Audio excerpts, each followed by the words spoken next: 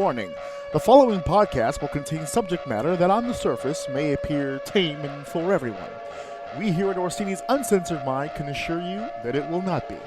You will hear adult language.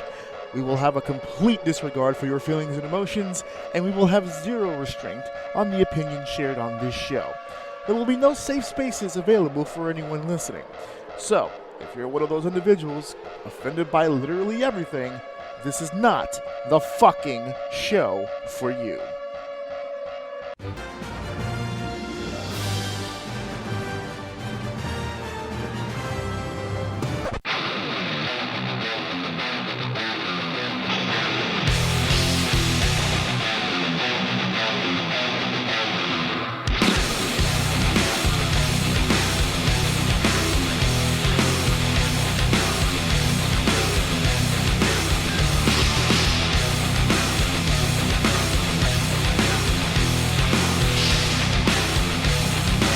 Welcome to Orsini's Uncensored Mind, and now your host, AJ Orsini.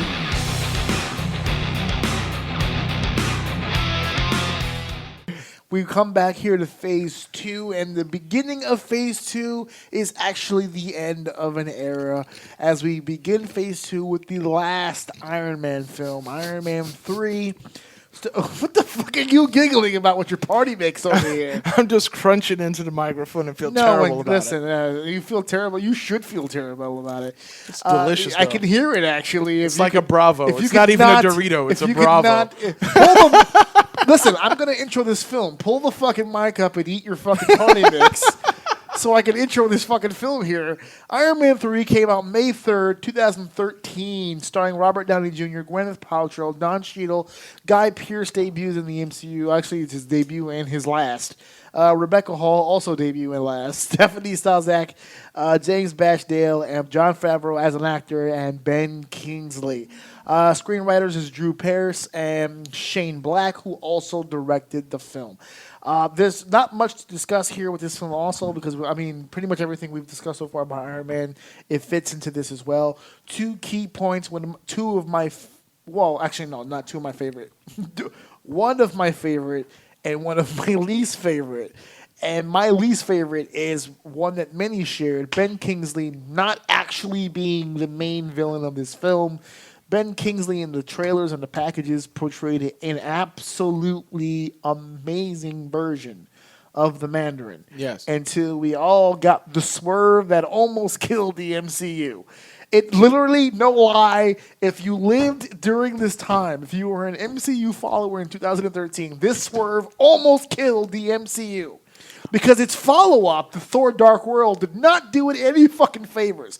It was thankfully saved by the following Winter Soldier, and we'll get to that. But Iron Man 3 really did have you thinking, not only in the production, not only in the promotion, but in the film, that Ben Kingsley was just this badass motherfucker who was going to burn the fucking world down. It's time for an education to the world. And you were just drawn the fuck in. And listen, I am, and this is going to be an odd drop. You may appreciate this as an actor. The Count of Monte Cristo is one of my favorite films of all time. Guy Pearce plays the heel in that movie. I love Guy Pearce. This, in my opinion, fucked Guy Pearce in my brain forever because he's the Rey Mysterio in this situation. He's holding the bag here. Okay, yeah, Mysterio came out in 30. We all thought it'd be Daniel Bryan. It's not. So Rey Mysterio gets booed by default. I was wondering where this was going to go. This was the wrestling reference that we were waiting for. There it is. I told you I fit it in. But I think Guy Pearce literally caught a lot of heat for something that wasn't really his fault. He didn't devise this plan, okay? But a lot of people were shitting on Guy Pearce. There's no need to shit on Guy Pearce. He didn't write the fucking script, folks. This is not his fault. Ben Kingsley, I think, set a beautiful table up until we got the drunken idiot version in the fucking film.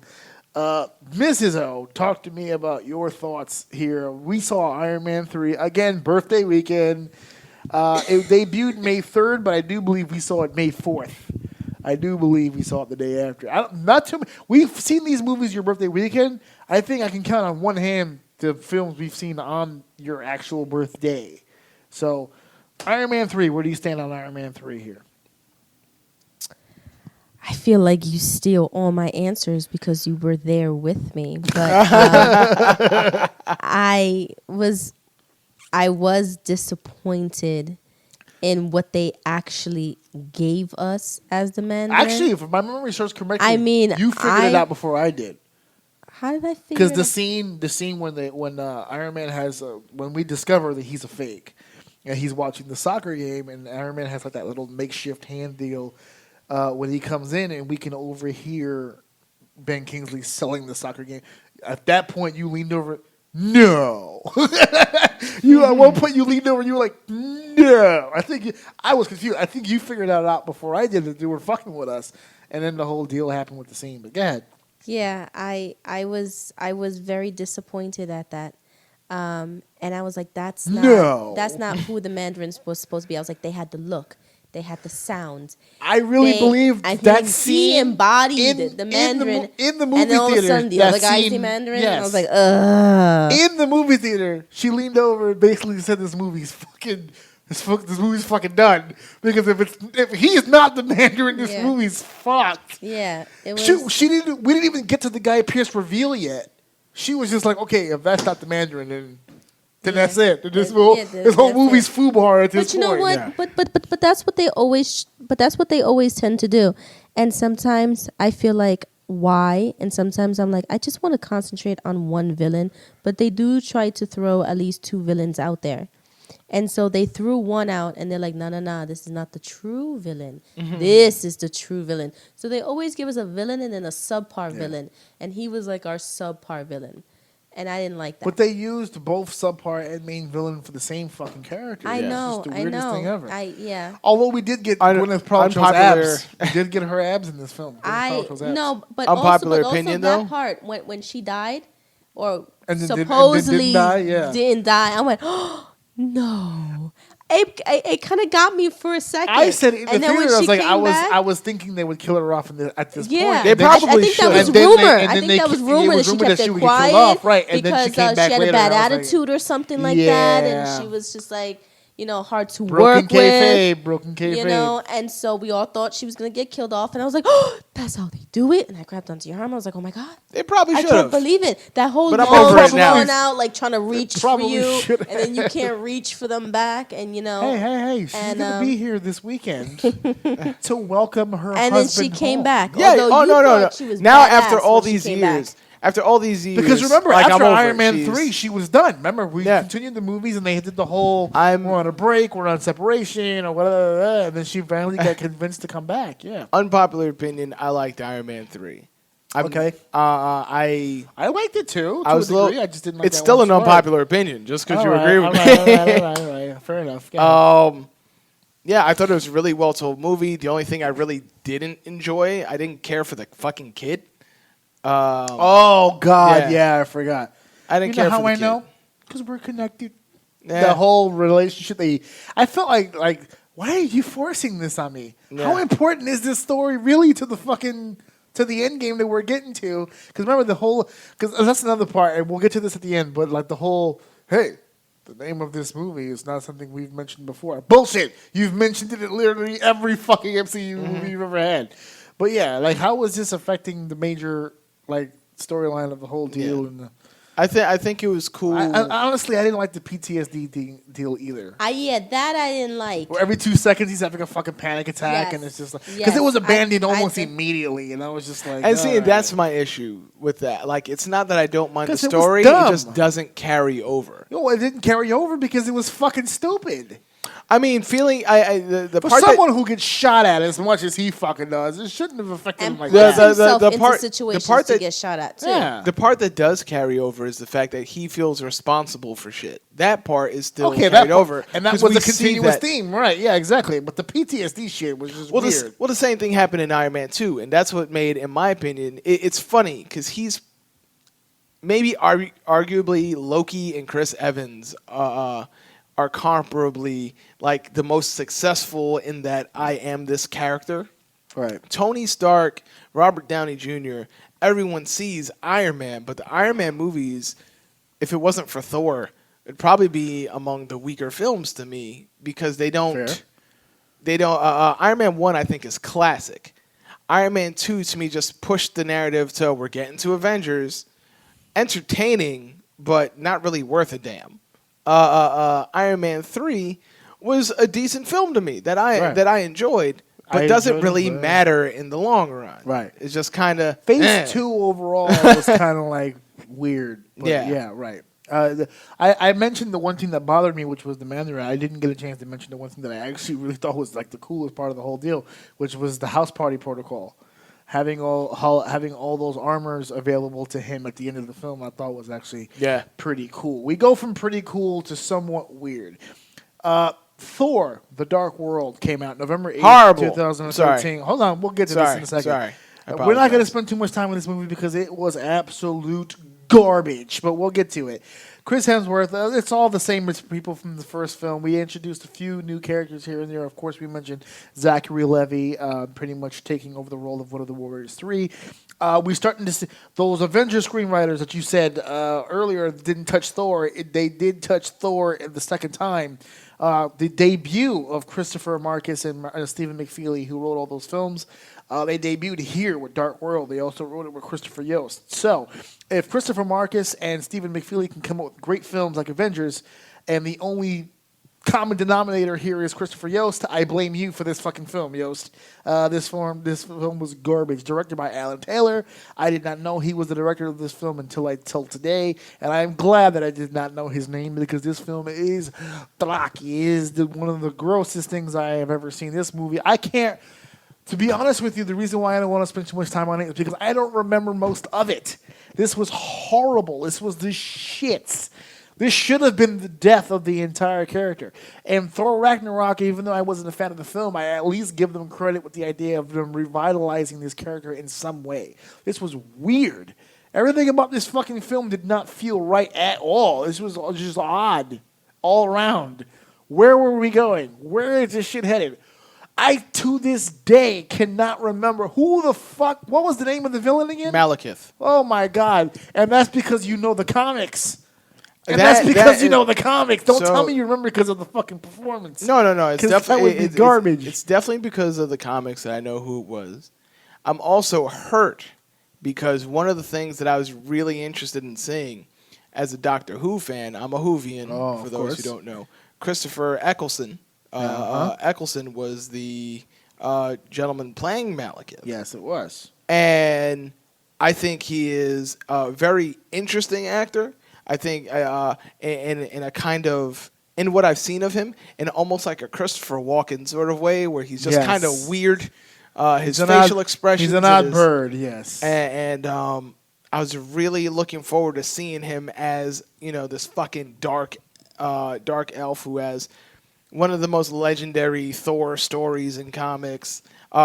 Even now in Marvel, their comic book event is the War of Realms, and the person leading the War of Realms is Malekith, and we got whatever the fuck we got, and I was so pissed off and sorry and sad.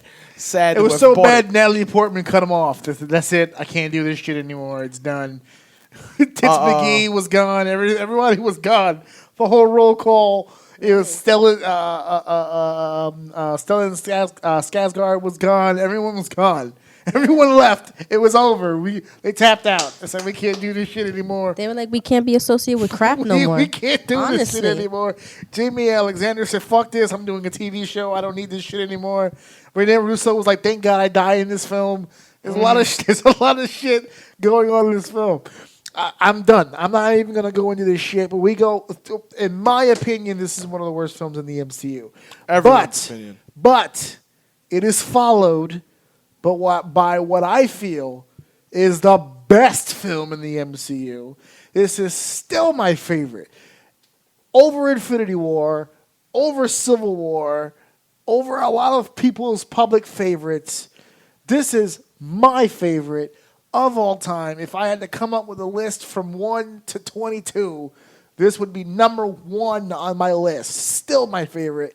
Captain America, Winter Soldier, April 4th, 2014. The usual suspects here: Chris Evans, Scarlett Johansson, Sebastian Stan. We introduce Anthony Mackie. Kobe Smulders finally does something good, I guess, in this film. Frank Grillo, my man from Warrior, all right, making the debut here as Crossbones. Emily Van Camp giving me the shittiest version of Sharon of all time, but that's fine. I'm good with it. Haley Atwell makes old person appearance. Robert Redford, an old favorite here, a classic Hollywood man, makes his debut in the MCU, his first and last, of course. Samuel L. Jackson revives his role as Nick Fury. Christopher Marcus and Stephen Feely, a Russo favorite, I guess.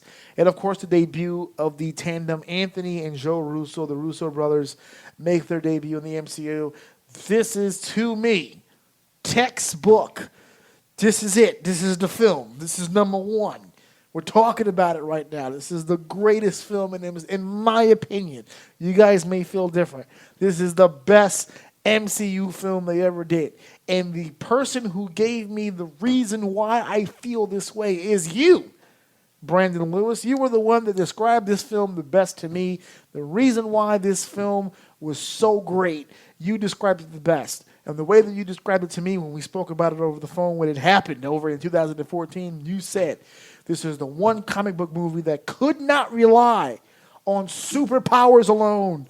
You had to write a story. You had to. It was the only way to get this story across. The first Avenger was good as an origin story. Winter Soldier gave us a modernized super soldier. Forget Captain America for just a second. The Russo brothers described it perfectly. If the military had an idea to make a super soldier, what would he be capable of? What can he do? And they displayed it here. This was absolutely magnificent. Am I overselling this, or are you guys on board with where this stands in the MCU pantheon here? I'm with you. I'm always happy to get credit because I don't even fucking remember saying that. Oh, we were so drunk when we said that. But I remember it to this day because it described it perfectly. There was no flying. There was no super. He's a super soldier, so he has superpowers. But his superpowers are very rudimentary, very elementary powers. Right. They're just exaggerated to the nth degree. Okay? And a lot of this movie is emotional distress. A lot of this shit is he's trying to figure out his place. He's trying to figure out where he fits in the world now. Wait. So he can have emotional distress, but Tony Starks can't have PTSD. Absolutely not. not that version of PTSD. No, sirree, Bob. No. Okay? Captain America Winter Soldier to me is one of the best films I've ever seen, period, let alone in the MCU. But you, Mrs. O, we were in the theater. Well, actually, we've been in the theater for all these fucking films. I gotta stop saying that out loud. But where does this fit with you? Did you enjoy this film? Did you not enjoy this film? I enjoyed the film, but I could have sworn that while we were watching it, you kept saying something about this is not the storyline. Why do they have this as a storyline? They changed a lot about it. But Okay. I know, but you left feeling, okay, overall, it was a good movie. Because of and Brendan, maybe you can fill in the blanks on this. The Bucky Cap dynamic from the comic to the movie, they really did give us a different Bucky. This is Absolutely. not the same Bucky that I was familiar with. I enjoyed the way they did this, but it wasn't the Bucky that I saw coming. I think it's hard to tell all of whether it be comic books or the occasional movie that you see that's based on a TV show. It's hard to tell the exact story of something that's episodic in nature and try to tell its entire story in a couple of hours.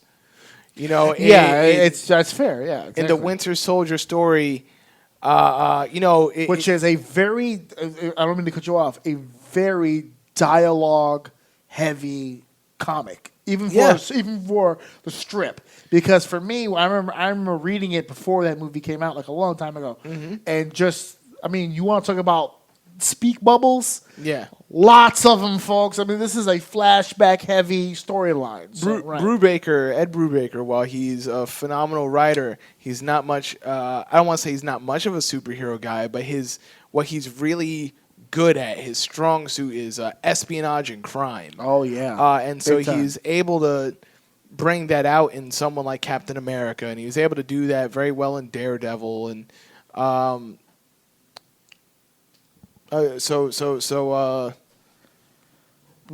Yeah. Go ahead.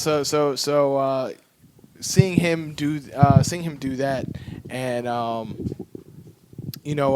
Bucky, the role of Bucky and Captain America. Captain America's had a ton of sidekicks, from Bucky to Falcon to a second Bucky who would eventually become Nomad. So seeing that, well, I thought Cap was Nomad at some point. Cap was Nomad first, then so Bucky has picked up Cap's shield twice as Nomad and as Captain America. No. The man who was originally Bucky, Charles Barnes, was never James Bucky Buchanan. Yeah. That's it. Okay, I didn't know what the fuck his first name was. Man, this wine is going down quick. I'm downing a bottle of wine by myself. That's all right, though. That's why we have each other's backs here. It works. Yeah, but yes, Mr. Barnes was never Nomad. But while he was, I guess, frozen, and while he was frozen and seemingly dead, there was another person to take the role of Bucky. Doesn't everyone seemingly dead in comics? Yeah. Another person took up the role of Bucky. The person who was the second Bucky also became the second Nomad. He had much more kind of 90s gritty look than Captain America's Nomad. Captain America's Nomad was god-awful and horrible outfit. Look it up. That was a short run. Yeah. It was a short run. Yeah. But when Winter Soldier returned in comics, he was stalking Cap. He killed the man who had become. He killed the man who took up the role of Nomad, and so a lot of this mystery took place over many issues. In this movie, we see our early glimpses of Winter Soldier are this masked man who's just targeting Steve. He's not really targeting Steve's friends. He's not targeting his teammates. He's coming for Steve.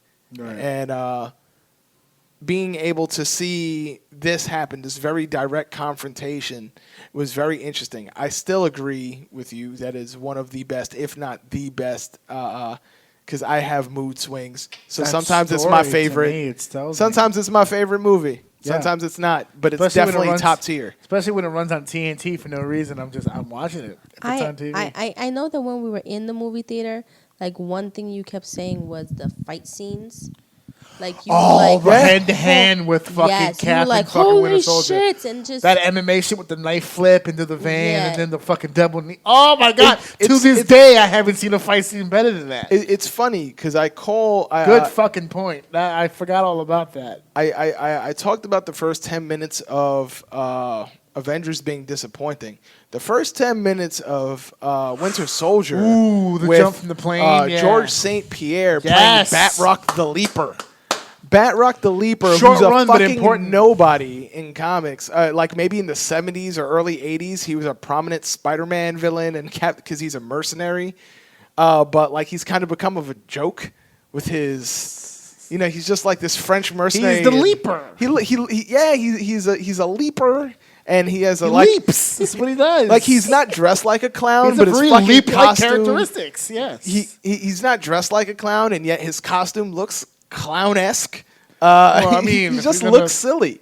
But then you ground him. You get a fucking MMA champion in there. Yeah, not just any MMA champion, but like one of the greatest UFC fighters of all time. And against Chris Evans got to go hand to hand with him. He was hyped. He was like, yeah, fuck this. I'm going to jack. Because he's going to win the fight. So he's like, yeah, I'm going to fuck you up. I'm surprised there's not more. GSP's getting fucked up by Chris Evans. That's happening. I'm surprised there's not more Batroc the Leaper comics out there. Why isn't he out here fucking up people? Why isn't George St. Pierre pushing for more because he didn't die. Yeah, he did really he didn't well. Die. He got arrested. You could have brought his ass back at some point. Give it time. I want to see the Masters of I Evil show want him up. to be on the babyface side of Endgame now. I want this to happen. I want him to return. He's just gonna take and on fucking- Thanos. This fucking guy you kick Thanos and get the gauntlet for fucking the Leg takedown, heel lock. It's right. over. He's gonna tap him. That's the way you beat Thanos. You tap him. You can't knock him out. Forget snapping with the gauntlet. Tapping with the gauntlet. That's how you Tapping go. is the only way to go. So we're going from my favorite MCU film. Wait, hold on. I want to make a wrestling reference. Wasn't that Daniel Bryan's tagline for a little bit? You either snap or you tap. Yeah, there it is. Yes, it was. He actually look brought at it back that. recently. We're going from my favorite MCU film to my wife's favorite MCU film because right after Winter Soldier, the summer of the Guardians, August 1st, 2014. Oh, yeah, that was my first favorite. Guardians of the Galaxy. We were introduced. You want to talk about gamble. All right, we talked about it. I loved this. She one. loved it. I Well, loved it. I went there saying so far this is my favorite. This is the favorite. This was I'm my going to give favorite. you a scenario that she did in the movie theater in a second, but I'm going to prep this by saying this. Guardians of the Galaxy, you want to talk about Iron Man being a risk? This was huge. This was a fucking Hail Mary. This was a fucking go for it, see what fucking happens type film. This is the first film in the MCU that really deals with, aside from Thor, really deals with the cosmic side of the Marvel Universe. This was the gamble, and it worked fucking gangbusters. My wife is not familiar with any of the Guardians of the Galaxy comic books, but when this movie was over, you could not find a bigger fan of the Guardians of the Galaxy than my wife. I This loved movie, it. this movie was released August 1st, 2014. It debuted us to a whole new cast of characters: Chris Pratt, Zoe you know Saldana, what? hold on, Dave Bautista, Vin Diesel, Bradley Cooper, Lee Pace, Michael Rooker, who's one of my favorite characters now in the MCU, Mary Poppins, y'all, Karen Gillian, Damon Houston, John C. Reilly, Glenn Close, who claps to Glenn Close for joining the MCU, and of course Benicio del Toro. For the record, let's all remind Mark Ruffalo that Benicio del Toro is in the MCU. I don't know if you've heard this conversation over the last week. Mark Ruffalo was taken to task recently because he was asked by a fan which actor who's a friend of his he thinks would fit well in MCU. He said Benicio del Toro, to which case Don Cheadle reminded him that he's not only in the MCU, he's been in several films that we've been in. Mark, thanks for paying attention. Yes, Benicio del Toro is in the fucking MCU, and as a matter of fact, he made his debut here. And the story that I have to tell the audience is there's been, Endgame will be 22. There's been 21 Marvel films. There's only been 3 occasions, 3, where midway through the film, my wife would lean over and go, "This movie's fucking awesome." Yeah. The first was the original Avengers. The second time was here, Guardians of the Galaxy. We were about maybe 30 minutes in when my wife leans over to me real quietly and goes, "This is fucking awesome." Babe, I'm going to give you the floor. Guardians of the Galaxy, you didn't know a lot about the comics. You came into this with an open mind. You walked away super impressed. What was it about this film that super impressed you? So much. Deep breath. So much. This is your favorite MCU film of all No, time. I think because okay.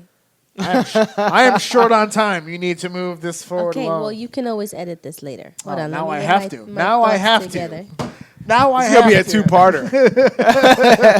Yeah. Ooh, I didn't think about that. I think what Prospects. I liked about this film, one, I liked the soundtrack, and I think that it set the trend for the other Marvel movies after this to have a bomb ass soundtrack.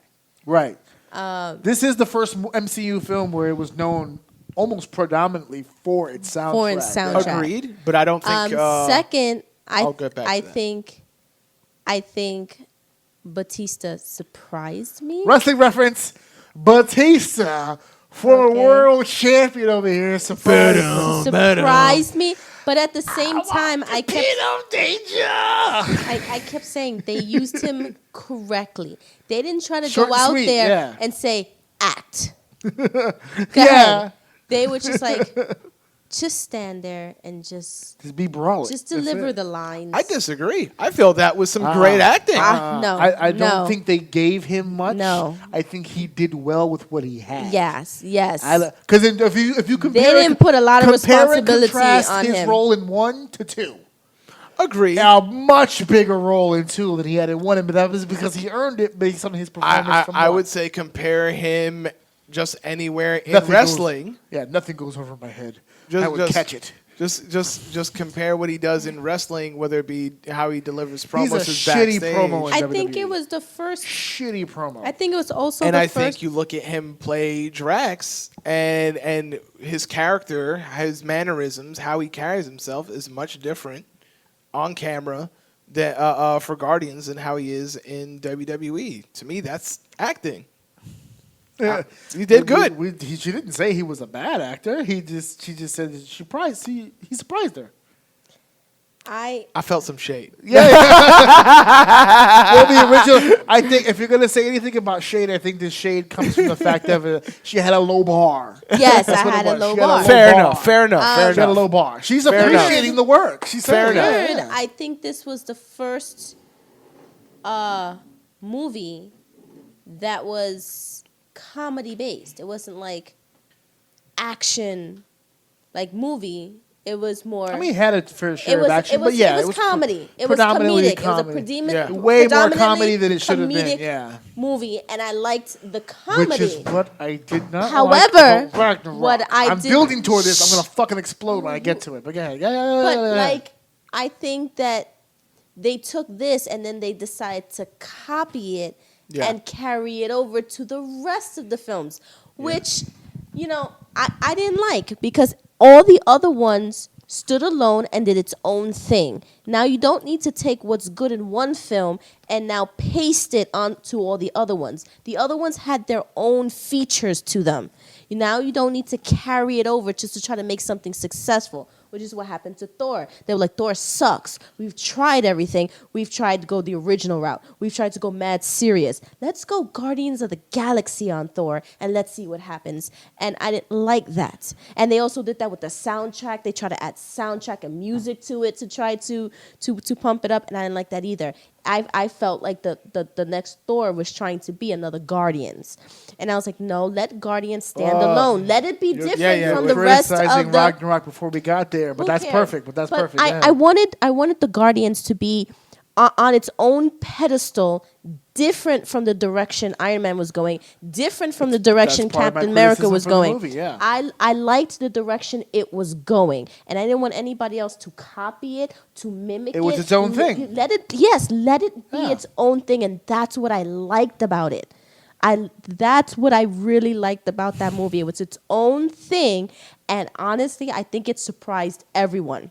I think everybody thought, based on the commercials, that it was going to be too jokey, and it was probably going to fail because it didn't follow Iron Man, because it didn't follow what Captain America was doing. But I liked it. I liked the fact that it was different and unique, and it surprised a lot of people. I thought it surprised did. everybody, surprised the nation. It was a surprise hit.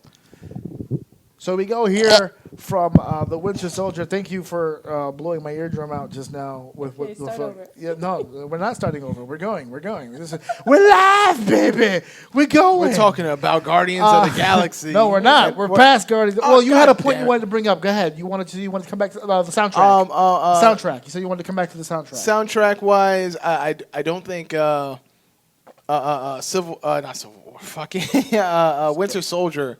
I thought was really good music wise. Oh my God! Yeah, it has the best end credit song of all time. It doesn't. It wasn't the same. It was the best. It's not the same as Guardians of the Galaxy, No. but music I felt did play a key role, especially when Trouble Man from Marvin Gaye played on for. For Infinity War. I'm a No. trouble man. What's it called? Oh, that's Running Man. I'm thinking I'm confusing. Yeah. For Winter Soldier when he wakes up, when Cap wakes up by Falcon, yeah. Sun. On your left. Yes. And Guardians of the Galaxy was Also, one of my favorites. That's the one that all between Winter Soldier and Guardians. Guardians. They're always my toss-up for number 1 and number 2. I find Winter Soldier Isn't that easily. so funny? Because as a comic book fan, like how many people, even people who read comics, like how popular amongst comic book fans Winter Soldier's number 3. is really Guardians of the Galaxy. Like up until See, that's the thing. I don't think Guardians because of I the Galaxy knew of it, but I'm going to be honest, I wasn't really that proficient in the comic. I think I told you that when we saw the film. Like I'm honestly learning new feel- shit too about the Guardians. I Like, feel the choice to make Guardians of the Galaxy, or maybe that selection of Guardians Yeah, of the 'cause there's been Galaxy, different very versions last of minute. the- yeah. Because Guardians of the Galaxy in the 80s and 70s probably had its cult following, but was not like No, it mainstream wasn't. popular. and it But has in mainstream the- teammates too. Iron Man was a Guardians of the Galaxy. But that at was some point. after. Yeah. What's it called? But it was the story, the Annihilation Okay, right, comic yeah, event. And Guardians of the Galaxy was being written by Andy Lanning and Dan Abnett. And that's when it really took off to all the Marvel fans. Like, yo, this is really interesting. Yo, what's going on over here? Yo, I'm Do really you paying think that's the attention to it. storyline that grabbed the MCU's attention? So, but maybe this The could be something- storyline, no, because we saw none of that shit in No, the but I mean, movie. the interesting but, characters. but the characters, all like the original Guardians of the Galaxy, was not who we saw in that movie. No, it wasn't. Groot was fucking alien life form who was a villain for Thor. Rocket Raccoon. Who knows where the fuck he was? Drax was a fucking idiot. which was perpetrated in the film. Yeah, but he carries the look of the more modern Drax the Destroyer. Drax the Destroyer. Because the one that they wrote was much more of grounded, less stupid, and was just like this machine that was destined to destroy Thanos. No. That whole cast is just built of characters who weren't Guardians of the Galaxy before, but recently became Guardians of the Galaxy, and they're so popular. But the thing that, even though I find Winter Soldier the stronger story, the thing that made Guardians stand out so much, aside from its wittiness, so much fucking color in the soundtrack. Visually and audibly, this movie is a fucking paradise. Yeah. Like you look at it and you're like, wow, this is amazing. It's so colorful. I thought the opening scene to Volume 2 was a lot like that as well, with that fight with the big monster in the beginning with Baby Groot and the 360. Like, it's not just the HD look, it's the fucking 360 cam, it's the fucking 4D, everything. Like, that movie in IMAX must have been fucking ridiculous. And in a day and an age where there's so much visually beautiful things, it's hard to have your breath taken away, and Guardians of the Galaxy really just had me gasping like, wow. Yeah, absolutely. I'll shut up about it now. You were gonna say something. The dance break was I was whack, gonna though. say something stupid because it's late in my mind. Just Okay, It's well, why don't being you stupid. say it? Fuck it. It might be funny. like might be tomato, good radio, you tomatoes. don't know. Is it Thanos or Thanos? It's Thanos. He said Thanos. I always say That's Thanos, why but it I was probably just is like- Thanos. He's tired. The wine said Thanos. No, I've always called him Thanos, but You see that? I was like, but it is tomatoes, based tomatoes. on it is based on Thanatos, and so It yes, sounds too much like anus. I've always said Thanos. Thanos, but it is based on Thanatos, and so yes, Thanos is probably more accurate. Well, speaking of anus, we move on to the next film here. I'd like to segue off here. Avengers hits us with their second film here, Age of Ultron. May 1st, 2015, Robert Downey Jr., Chris Hemsworth, Mark Ruffalo, Chris Evans, the usual suspects. We add Aaron Tyler Johnson of Kick-Ass fame. He joins the ranks as the second best Quicksilver of all time. Elizabeth Olsen makes her debut here. She ends up becoming a long-term member of the group here. Paul Bettany no longer becomes a voice. He is a human being or a person in this film. Kobe Smulders is back to play the usual extra. Anthony Mackie is a little higher up on the total pole here. James Spader makes his MCU debut. Bless him. To mixed reviews. We'll get to that. Screenwriter and director, once again, same as before, Joss Whedon. This is the movie that pretty much brought alcoholism into Joss Whedon's life. This is the movie that almost made him kill himself. He's pretty much been done with This is 2015. Yeah. Joss Whedon has had a project since. Not of this caliber. If he's done some writing on the side, that's one thing. But he hasn't produced, written, directed the whole deal shit since this film. Probably because of all the criticisms. Not criticism. This is because of Disney digging into his shit and fucking with him the entire time he was doing shit. As a matter of fact, the entire scene. It's because of the The entire scene with Thor in the well was not written or produced by him. Right. That whole scene was thrown in by Marvel and Disney to push the whole stones, the whole Infinity Saga deal that they had put in there. Josh did not have that in there. He was forced, and a lot of this shit that came out in this movie was forced and put upon him. He's listed as the screenwriter and director, but he's gone public by saying a lot of the shit that was put into Age of Ultron was not his shit. And that was pretty much the end of him when it came to Avengers films. That's how the Russos came into power after that. But this film has been given mixed reviews here. A lot of people big on the first Avenger film, not so big on the second. Mrs. O, you feel very opinionated about this film. Go ahead. What went wrong here? What went good with this film? No, I was disappointed by this.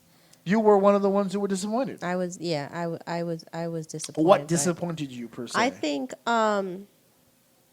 I think hearing the background story from the comic. Okay. For the Ultron deal. For the Ultron deal. And to be fair, I don't know if this connects, but you were familiar with the animated movie they did when they remember we had seen the one with the Ultron who attacked the kids of the Avengers. Remember that one? I forgot the name of that movie. It was the animated one. That was like your first introduction to Ultron. That was. And yeah, right. So you had a kind of a you were kind of. This was the first Marvel film where you came in with some backstory to the villain. No. Okay. Like, I disagree. No. No. That's not why I was disappointed. I didn't say it was why it was. I think I was first of all hyped by you. Okay. By the history you were telling me. Yeah, people think when I hype up wrestling stuff that this is job. I hype her up for literally everything. The comic, and I was getting this sense about Ultron and about the character. But then when I started to see it, I was thinking, this is not how you described him. Mm-hmm. I was like, he seems very and I think you even said it afterwards. He's very jokey. Yeah. He's making a lot of jokes. He doesn't seem serious. I thought this was something that really was gonna whoop people's ass and kill them, not give a monologue before every time he did something. The exact description that he I was gave very you. Shakespearean. Yeah, I was just like, no, I'm not. The exact criticism I gave you in the theater is that because in the comic, Tony Stark did not create Ultron. Right. The MCU version is that Tony Stark created Ultron. Yes. So as we're watching the movie, and like she said, I was calling him very jokey. I started to realize halfway through the film they tried to make him a lot like the MCU Stark, where he was just very jokey and very witty and very off the cuff, and it was just not the Ultron that I was fucking expecting. Right. I actually would have preferred a much more menacing, the usual Ultron. Agreed. Like Ultron 6, like just very Ultron-centric of the robotic, just very mission-focused. I think menacing is a good word for it. I was expecting menacing. The trailer gave us menacing. Yeah. But there's no with the melting on me. me. Strings on me and the whole deal. I was like, oh, this is going to be fucking crazy. And then he makes the omelet joke, and I'm like, what the fuck is this? Again, I was confused. It's the Mandarin all over again. It's very weird. I felt that it was the Mandarin all over again. Leading into Avengers 1, Iron Man 2 felt like just hype filler for the Avengers movie to come. Right. So I felt very weird about Avengers 2 because Age of Ultron felt like a hype for Infinity War. Yeah.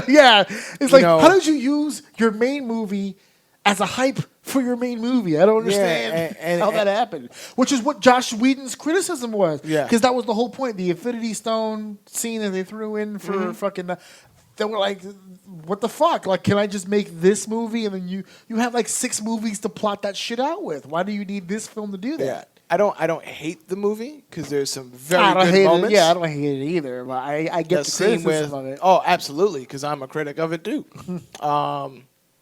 It's heartbreaking because Ultron, more than some of the other villains that we've seen, is a top tier threat to the Avengers, and Right. it felt like he was scrubbed out. Yeah, he was a jobber. Yeah, Oh yeah, like he was a mid Carter. At no point in this film did you get Yeah. the idea. He was not Low the mid-card, He was too. not. Yeah. He was not the main event. He was not the main event. No, as you got, I didn't get the sense in this entire film that Ultron had any kind of advantage at all. Like there was never a point in the film where I felt like look at Infinity War where like Thanos felt like the dominant the entire film. I didn't get that from Ultron at all. I always felt like Ultron was almost playing catch up to the Avengers at some Right. point. Even though he won that first initial fight, it wasn't by much. It was actually by trickery, almost like when he switched bodies and Iron Man, he separated the team and all that other stuff. Like if you think about it, that one fight that he won, Wanda won that fight. It wasn't really him. Like Chief fucked with people's heads, and for her to eventually turn babyface. Anyway, I feel like it was almost a waste of a villain, like It a was. really good top tier villain. I feel like it was a waste of a villain also because they were trying to get deeper into Iron Man so that we In know an Avengers his film. his We're back getting deeper into Iron No, Man. I but don't- deeper what's the into point? Iron Man so that you can lead to Civil War. Okay, Yeah, yeah, yeah. okay, You know what yeah. I mean? No, that makes so sense. that it There was a pause there. I apologize, but Sorry. me and Brandon had to You know think what I about mean? it for a second. But we concur. Yes, Yeah, actually, because so it actually did. Also, the log scene. The log scene Yeah. was the eventual tease to the Civil War, because which was a great scene. yeah, it gave you the precipice of where they stand on morally, where they stand on this. I don't Right. even mind so much that Ultron lost as much as the fact that we don't even get a return, that there could be a possibility of him coming back as a more menacing figure. You Yeah, know, the 'cause way in the that comic, Loki he never returns. dies.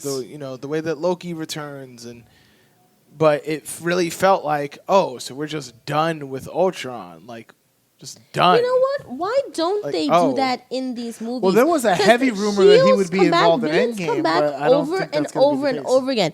They're never just a one-shot deal in the comic books. They eventually come back. Why not a past villain come back again?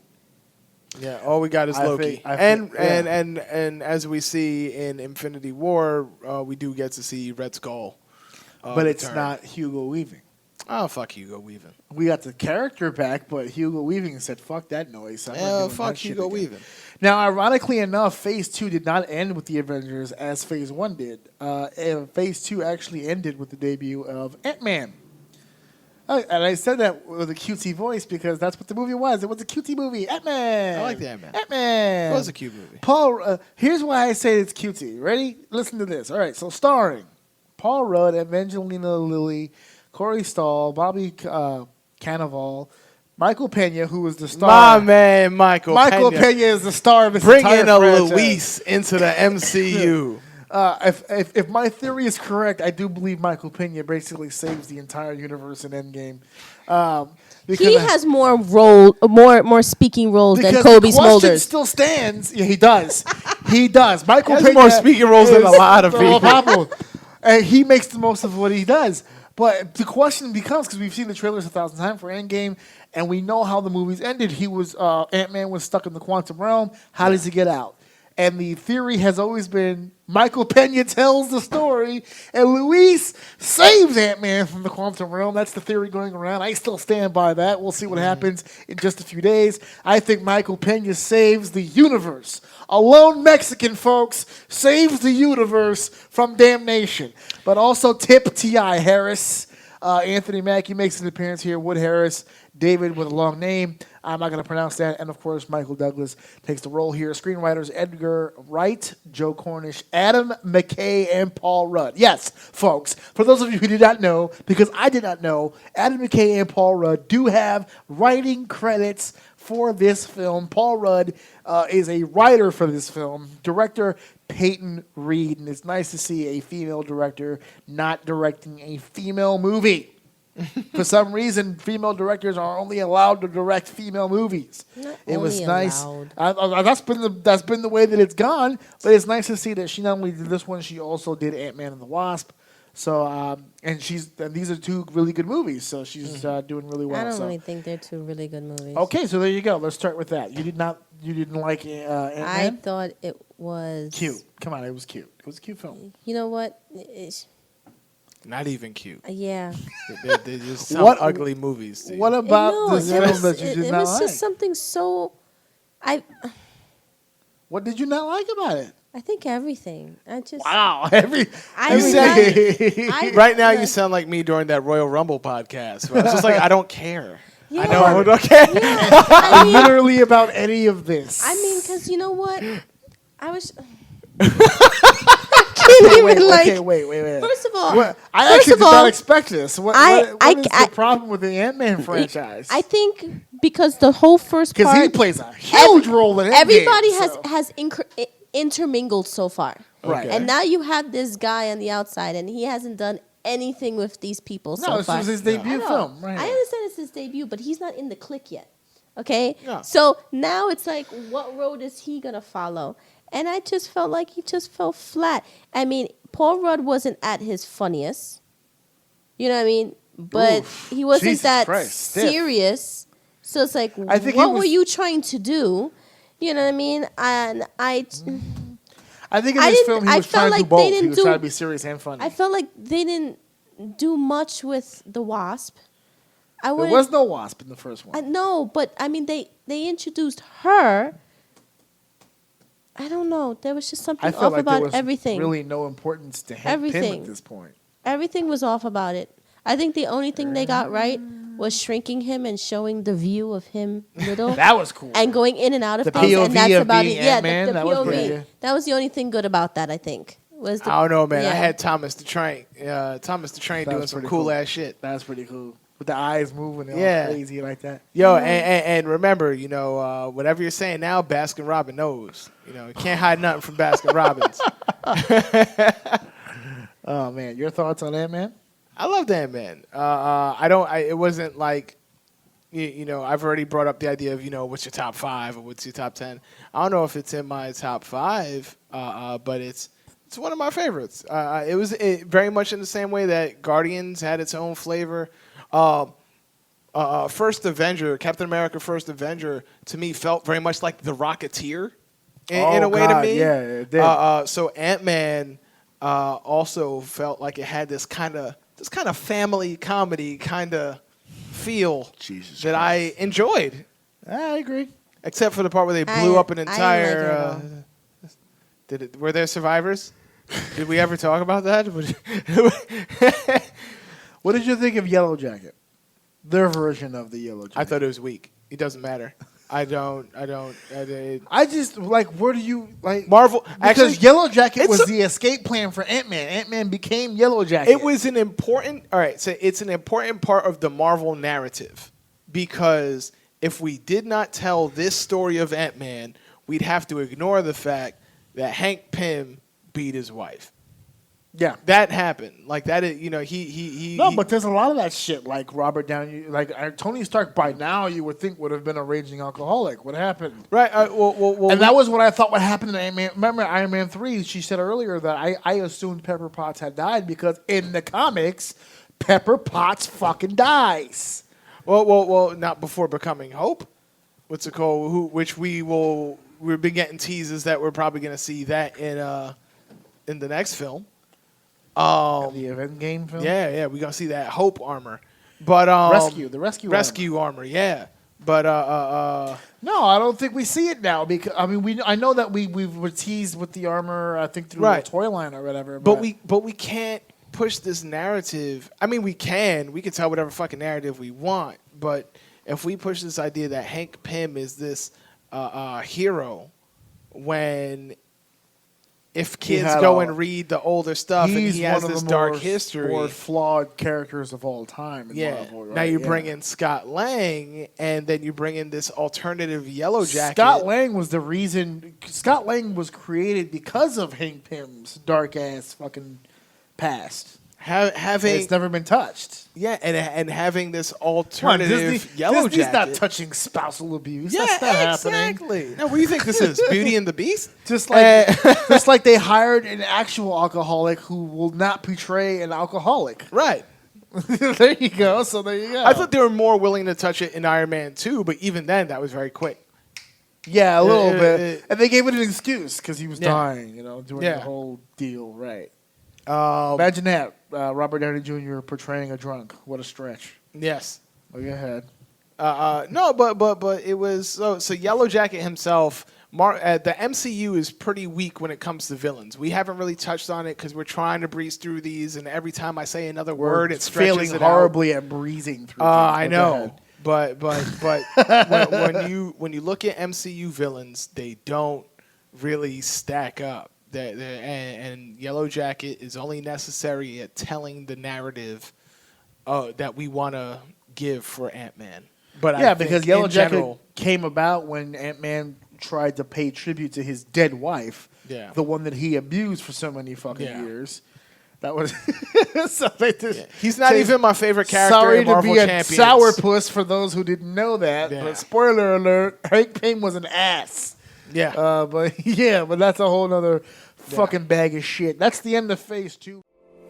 Hey guys, Orsini here, and I just want to take the time to thank our sponsor for the live WrestleMania Roundtable, 2BScene.com. That is the number 2, BESCENE.com. They are an entertainment and videography company, and I have given them big 2 thumbs up. I have used them in the past for my own pro wrestling company, and I'm glad to be working with them yet again with the podcast. Now, again, they're an entertainment and videography company.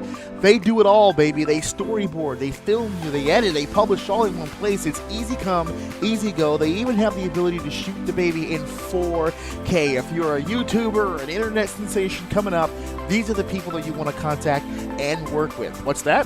You're not a YouTuber? You're not trying to be all over the place? That's fine. You can still go to their website for entertainment purposes. They hold live trailer chats. They discuss movies and anything entertainment. Check it out again. The number 2, BESCENE.com. Welcome to our dirty show. This is Uncensored mine. If you listen to my daddy's show, he should buy me toys. He's a good daddy.